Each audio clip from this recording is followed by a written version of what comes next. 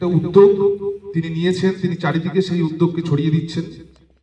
ভাস্কর বাবু সহ সবাইকে আমি একটু সামনে চেয়ারে বসার জন্য অনুরোধ করছি। শিবুদা, ভাস্কর বাবু এবং পরশ থেকো যারা এসছো তোমরাও স্যার একটু সামনে এসে বসুন। তো আজকে তোমরা শিবুদা, তোমাদের শিবশঙ্কর স্যারের থেকে তো তোমরা কিচির মিচিরের অনুষ্ঠান মাঝে মধ্যেই তোমরা পাও। আজকে স্যারের কাছ থেকে আমরা পরিবেশ সচেতনতার বিভিন্ন বিষয়গুলো শিখব। সেগুলো শিখে তোমরা তোমাদের বাড়িতে, তোমাদের বাগানে, আমাদের স্কুলের যে কিচেন গার্ডেন বা অন্যান্য যে সমস্ত গাছপালা আছে তাতে আমরা প্রয়োগ করার চেষ্টা করব। আমি স্যারকে মাইক্রোফোনটা দিচ্ছি পরবর্তী বিষয়গুলো বুঝিয়ে বলার জন্য।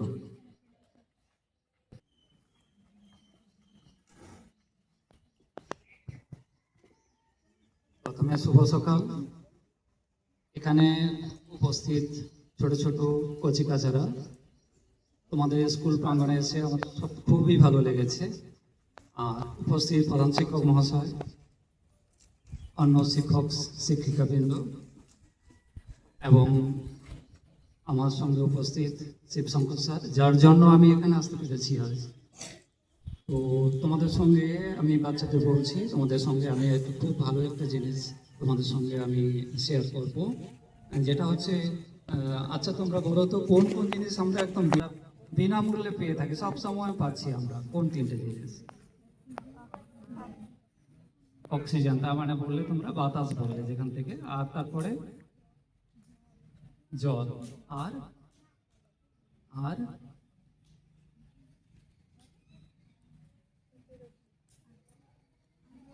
এই যে আলো, ঠিক আছে? তার জন্য তোমরা ছায়াতে বসেছো, যেহেতু আলোর এখন তাপ হয়ে গেছে বলে। এই তিনটে জিনিস দেখো প্রকৃতি থেকে দেওয়া, কাউকে কিছু কিনতে হচ্ছে না, কিন্তু এটা সম্বন্ধে আমাদের জানা খুবই দরকার। এই আলো, জল, বাতাস, এই তিনটে যদি, আলো তো আমরা সূর্যালোক থেকে পেয়ে যাচ্ছি, কিন্তু বাতাস আর জল যদি আমরা দূষিত করে ফেলি তাহলে কি হবে না, আমাদের পরিমণ্ডল পুরো দূষিত হবে আর আমরা ঠিক মতো জীবনযাপন করতে পারবো না। আর আমরা জীবনযাপন করতে পারছি এই গাছেদের জন্য, যারা অক্সিজেন তৈরি করতে পারছে। গাছ আছে বলে পশু পাখি আছে, কীট পতঙ্গ আছে, অনেক কিছুই আছে। তো এর সঙ্গে আমরা যদি এটাকে জড়িয়ে ফেলি সব আমাদের জীবনচক্রের সঙ্গে, তাহলে আমরা দেখবো তোমরা যেরকম বড় হচ্ছ, ঠিক একটি চারা গাছও ঠিক এইভাবে বড় হয়ে আজকে এই গাছের নিচে আমরা আছি, এই জন্যই আছি। কিন্তু ওকে কেউ লালন পালন করেছে? তোমাদের মনে হচ্ছে যে জঙ্গলে যখন এত গাছ দেখতে পাও, এই জঙ্গলে এত সবুজ গাছগুলোকে কেউ খাওয়ায়? কিন্তু তোমরা যদি বাড়িতে একটি গোলাপ গাছ নিয়ে যাও, তারপরে জল দাও না ওকে, ঠিক না?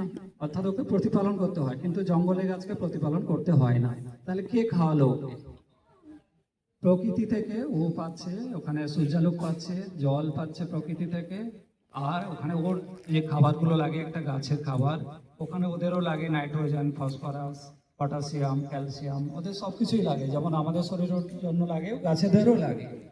এই জন্য আমরা যখন আমরা আজকে এই যে আমরা বাজার থেকে আমরা কী কী খাবারগুলো পাই, আমরা খাচ্ছি প্রত্যেকে, যে যে পরিমাণ আমরা খাচ্ছি, আজকে তোমরা মিড ডে মিল খাবে, তার জন্য কী খাবে? ওখানে ভাত, ডাল, সবজি খাবে। ওগুলো কোথা থেকে আসছে? কোনো না কোনো ফার্মার, চাষি ওটা ফলিয়ে আমাদের বাজারে নিয়ে আসছে, আমরা সেখান থেকে কিনে খাচ্ছি। বা এটা হতে পারে আমরা নিজেরা বাড়িতে ফলিয়ে নিচ্ছি ওইটাকে, এবার ধরো ওইটাকে যদি আমরা পরের দিনে বাজারে নিয়ে আসছে আমরা কিনে খাচ্ছি, তাতে হতে পারে। এই বিষয়গুলো নিয়ে সচেতনতা তৈরি করার জন্য আমরা নিজেরা যদি আমরা বাড়িতে একটা কিচেন গার্ডেন তৈরি করতে পারি, তোমরা যদি একটু লাউ গাছ, একটা পেঁপে গাছ, একটা বেগুন গাছ লাগাতে পারো, একটা পুঁই গাছ লাগাতে পারো, এবং তাকে যে পরিযত্ন নিতে পারো, তাহলে তার থেকে আর বড় কিছু অনেক কিছু শেখা হবে তার থেকে। হাতে করে এখন আছে না যে আমাদের হাতে করে শেখো, তোমরা যেটা হাতে করে শিখতে পারবে সেটা কোনোদিন ভুলবে না, কিন্তু বই পড়ে অনেক জিনিস তোমরা ভুলে যাবে, এটাই এটা সত্যি কথা। তো তোমাদের স্কুল ক্যাম্পাস দেখে আমার খুবই ভালো লাগলো। এখানে তোমরা অনেক কিছু শিখতে পারবে, স্যাররা অনেক কিছু শেখাতে পারবেন তোমাদেরকে। আমি ছোট একটা জিনিসে যাই এখানে, এই যে তোমরা বাড়িতে, প্রত্যেকের বাড়িতে সবজির খোসা হয়, তৈরি হয়। তো একটা সবজিতে যখন বেগুন কাটলে, ঝিঙ্গে কাটলে, দেখা যায় যে ও 70% আমরা খেলাম, 30% ওই এতে চলে গেল, যে রয়েছে যে ওর আবর্জনা যেটা তৈরি হয়ে যাচ্ছে। তো ফলের খোসা বাজারেও, তারপরে তোমার গাছপালা যে পড়ছে তোমাদের বাগানে, সব দিয়ে আমরা একটা কি করে উৎকৃষ্ট সার তৈরি করতে পারি। গাছ যদি তোমরা লাগাও, গাছের খাবার দিতে হবে। প্রকৃতির গাছে খাবার দিতে হচ্ছে না, যেটা জঙ্গলের গাছে, কিন্তু তোমরা যখন করবে বাড়িতে, ওকে এমন একটা আমরা খাবার দেব, যে খাবারটা আমরা বাইরে থেকে কেনার দরকার নেই।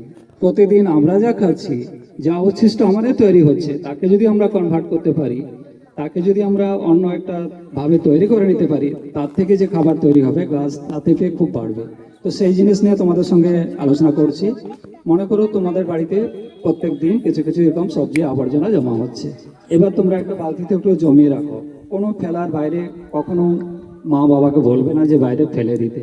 একটা বালতিতে জমা করলে, একটা ছোট ট্রে যদি আমি ফলের ট্রে পাওয়া যায় না বাজার থেকে, যদি ছোট্ট জায়গায় তোমরা করতে চাও, সেই ফলের ট্রেতে মনে করো আমরা প্লাস্টিক একটা বিছিয়ে দিলাম, একটা প্লাস্টিক এইভাবে ইউসেজ করে আমরা কেটে বিছিয়ে দিলাম। তারপরে আমরা কি করলাম, ওখানে কিছুটা হয়তো খড়ও দিতে পারি, বা কিছুটা মাটি দিয়ে দিলাম প্রথমে, তারপরে সবজির খোসাগুলো আমরা ফেলতে থাকলাম। এইভাবে হতে হতে কি হবে, একদিন ওইটা হতে হতে হয়তো 1 মাস লেগে যাবে তোমার ভরতে। 1 মাস পরে ভরা হয়ে গেল, ওই প্লাস্টিকের ঢাকনা দিয়ে রাখবে, যাতে যাতে বৃষ্টির জল না ঢোকে। কোনো জল দেওয়ার দরকার নেই, ওটা ওখানে পচতে থাকবে। হচ্ছে এক ধরনের পোকা ওখানে তৈরি হবে। তোমরা জানো জৈবিক পদ্ধতিতে যে কোনো জিনিসকে ডিকম্পোজ করতে গেলে কিছু জৈবিক প্রথা আছে। ওটা ওখানে ওই পোকাগুলো খেয়ে ওটাকে জৈব সারে পরিণত করে দেবে। ওটা দেখা যাবে যে 60 থেকে 90 দিনের মধ্যে ওইটা পুরো কালো হয়ে গেছে এবং ভেজা মাটির মতো গন্ধ আসছে ওখান থেকে।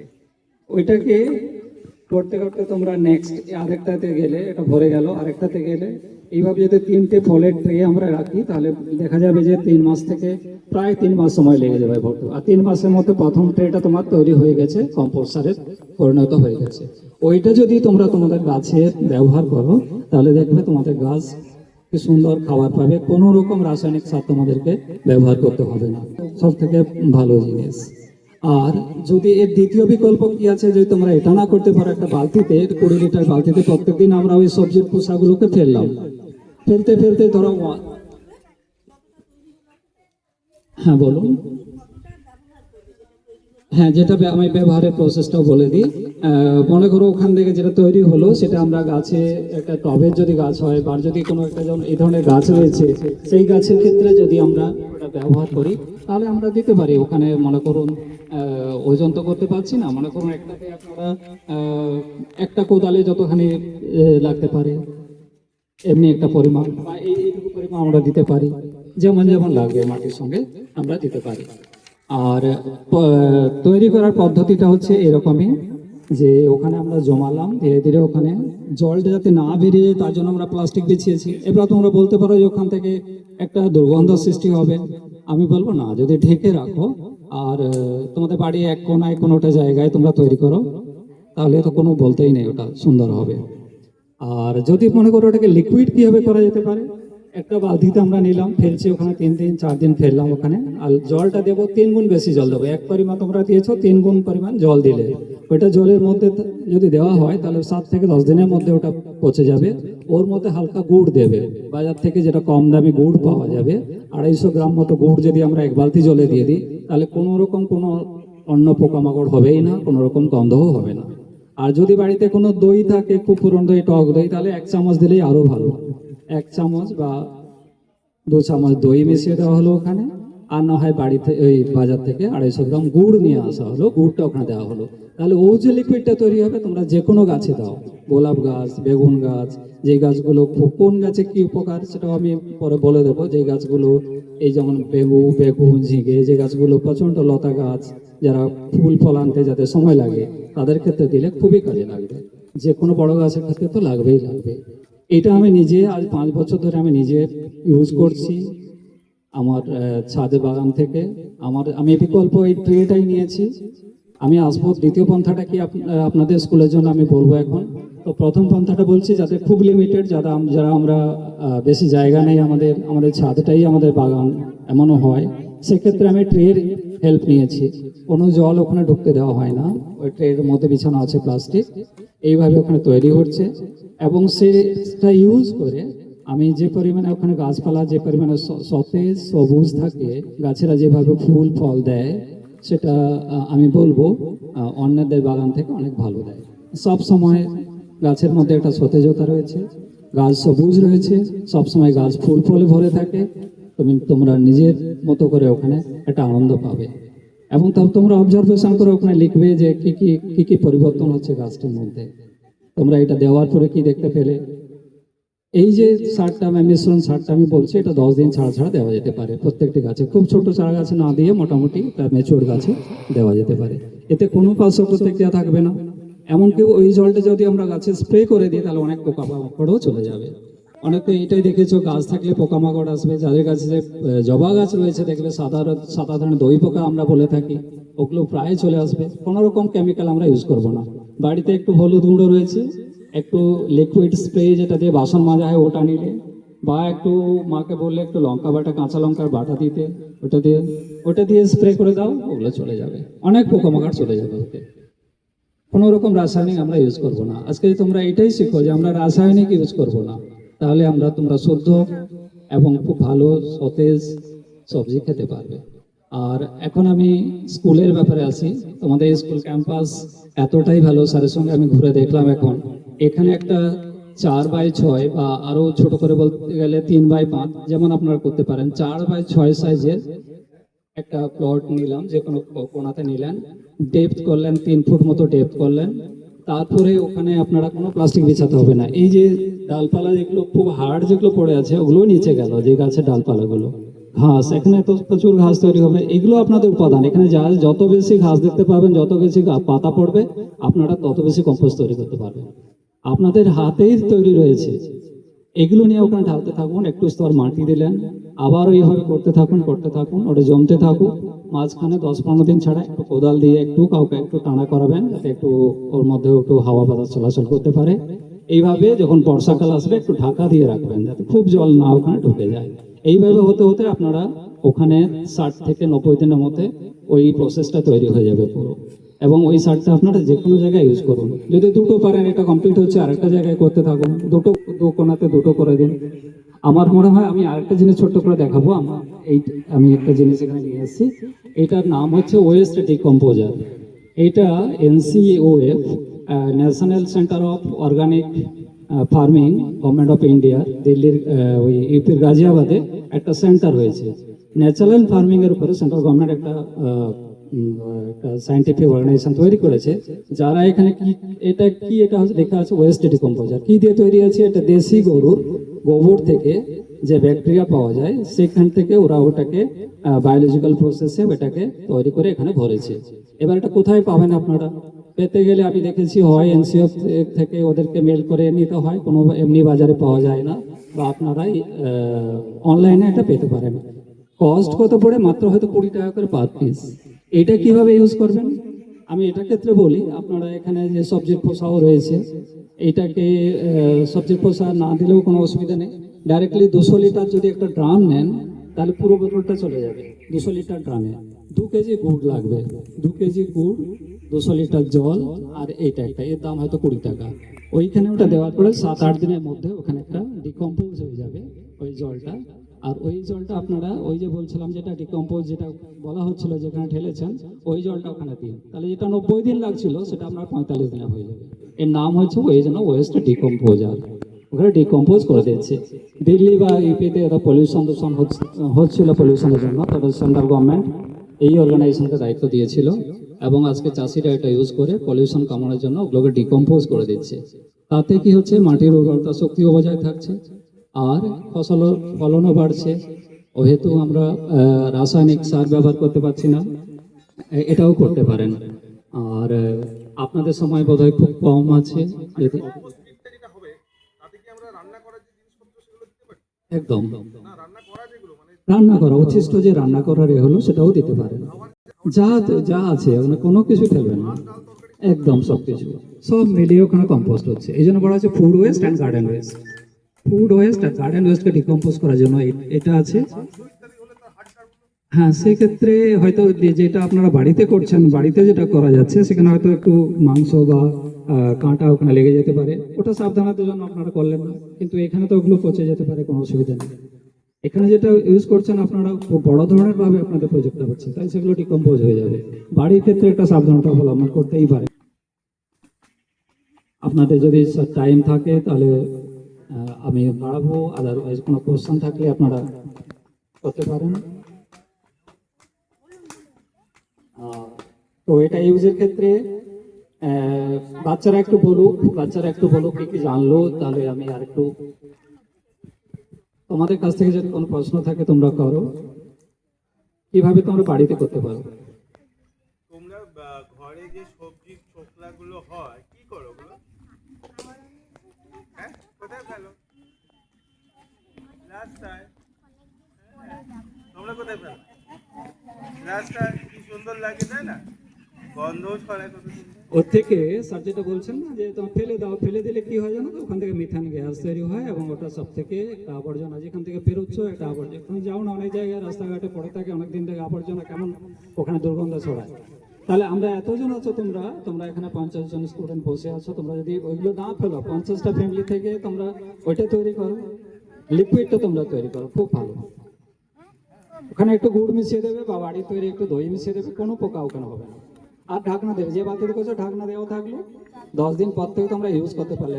অবশ্যই ওটা ছেঁকে নেবে, একটা যে বালির চালনি থাকে না, বালি চালানো ছোট্ট চালনি দিয়ে ওটা ছেঁকে নিতে হবে। আর ইউজ কিভাবে করবে, 1 লিটার জলের সঙ্গে 1 লিটার যদি ওই লিকুইডটা নাও 10 লিটার জল মেশাবে। 1 লিটার ওই লিকুইডের সঙ্গে 10 লিটার জল মেশাবে। ওটা লালচে রঙের হয়ে যাবে জলটা, যখন মেশাবে আরো বাদামি রঙের হয়ে যাবে, আরো হালকা হয়ে যাবে, ঠিক আছে? তখন ওই তরলটা তোমরা গাছে দেবে। এটা খুব সহজ, আর কম্পোস্ট তৈরি করাটাও আরো সহজ। আশা করি তোমরা প্রত্যেকে চেষ্টা করবে। এটা তোমাদের একটা এডুকেশনাল প্রজেক্টও এটা হবে। এর থেকে ভালো প্রজেক্ট এখনকার দিনে আমি মনে করি যে স্টুডেন্টদের জন্য বেটার কিছু। এটা যথেষ্ট ভালো একটা সায়েন্টিফিক প্রজেক্ট, ঠিক আছে? আমি কোনো সায়েন্সের স্টুডেন্ট নয়, আমি শুধু তোমাদেরকে কোনো আর বায়োলজিক্যাল কিছু বললাম না, আমরা শুধু বাগানের অভিজ্ঞতা দিয়েই বললাম, ঠিক আছে? এবং আমি করেছি, নিজের হাতে শিখেছি, আমি উপকার পেয়েছি।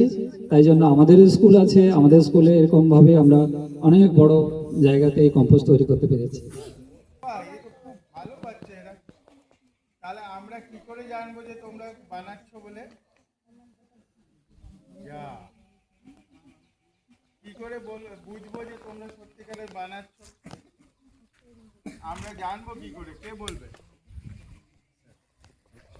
যা, কেউ তো বলছে না।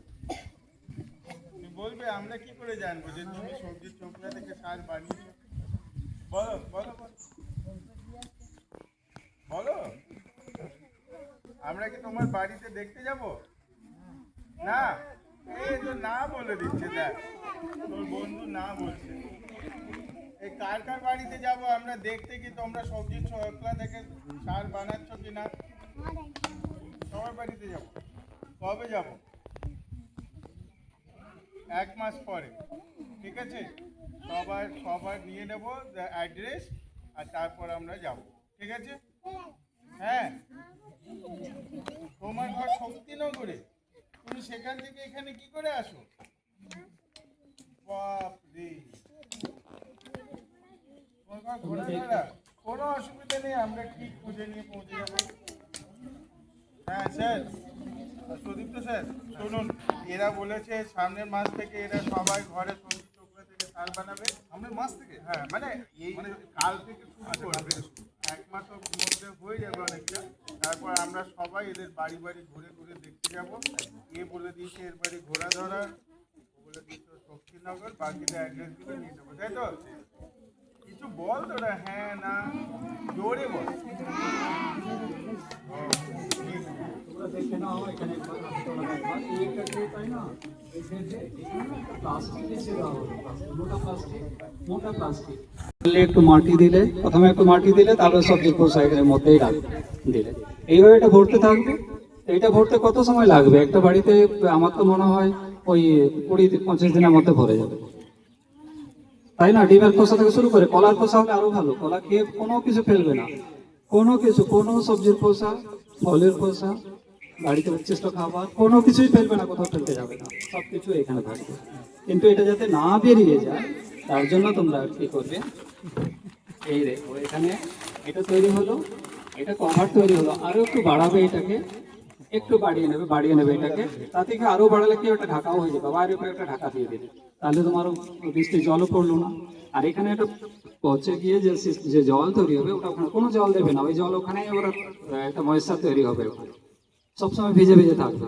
আর কখনো তৈরি হওয়ার পর আরেকটা আমি বলে দেবো, কখনো রোদে দিতে নেই ওটাকে।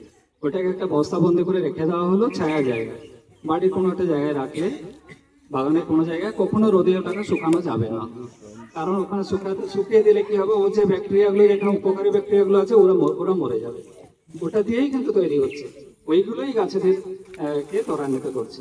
এই দেখো এখানে স্যার এখানে যেটা দিলেন, তো সব থেকে প্রথমে ধরো আমরা এটাকে দিলাম, এই আবর্জনাগুলোকে দিলাম, যে একটু হার্ড যেগুলো তৈরি হলো, এটা দেওয়া হলো, ঠিক না? এতে তোমরা মাটি দিতে পারো বাড়িতে, এরকম হতে পারে, গাছের পাতা দিতে পারো, এটা তৈরি হবে। তারপরে ওর উপরে দেওয়া হচ্ছে সবজির খোসা, তারপরে একটু স্তর মাটি দিয়ে দেবে, 1 ইঞ্চি 2 ইঞ্চি মাটি, এক কোদাল মাটি দিয়ে দিলে ওখানে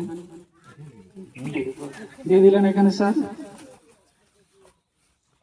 একটু ইয়ে করে নেবে জায়গাটাকে, একটু লাঠি দিয়ে হাত লাগাবে না, লাঠি দিয়ে একটু একটু বাঁশের কাঠি দিয়ে নাড়িয়ে নিলেন, ভালো। এরপরে একটু মাটির স্তর দিলেন। তো আজকেই তোমার তো দেখো এই ট্রেটার প্রায় 20% কভার হয়ে গেল। এইভাবে হতে হতে তোমার এটা কভার হয়ে যাবে, তখন এটাকে না একটা ঢাকা দিয়ে দেবে, একটা বৃষ্টি জল পড়বে না, একটু কিছু চাপা দেবে এখানে। আর একটাতে চলে যাবে, সেটা কভার হয়ে গেল, আর একটাতে চলে যাবে। মাঝে মাঝে এটা খুলে একটু নাড়িয়ে দেবে, কোনো সানডেতে তোমরা করতে পারো, এটাকে নাড়িয়ে দিলে একটু, এটা কেমন মাটি দেওয়া হলো একটা স্তর।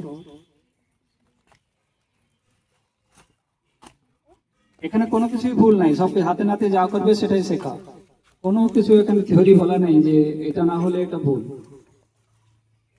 প্রকৃতির কাছে শেখা কোনোটাই, তোমরা যেদিন থেকে বাগান শুরু করলে সেদিন থেকে তোমাদের একটা নতুন লাইফ শুরু হলো, যেদিন থেকে একটা গাছ লাগাতে গেলে সেদিন থেকে তোমাদের একটা নতুন, বলবো, জীবনের প্রস্তুতি শুরু হলো। তোমরা সেদিন থেকে নতুন কিছু শিখলে, কোনো এখানে ভুল কিছু নেই। প্রকৃতি এত বড় শিক্ষক যে ও আমাদের যা শেখায় অন্য কেউ শেখাতে পারবে না। এই প্রকৃতির পাতা ওখানে পড়েছে, ওরা নিজেরাই ওখানে খাবার তৈরি হয়ে গাছ আবার ওকে নিচ্ছে, ঠিক আছে? তো এটা বোঝা গেছে তোমাদের হাতে কলমে, বুঝতে পেরেছো?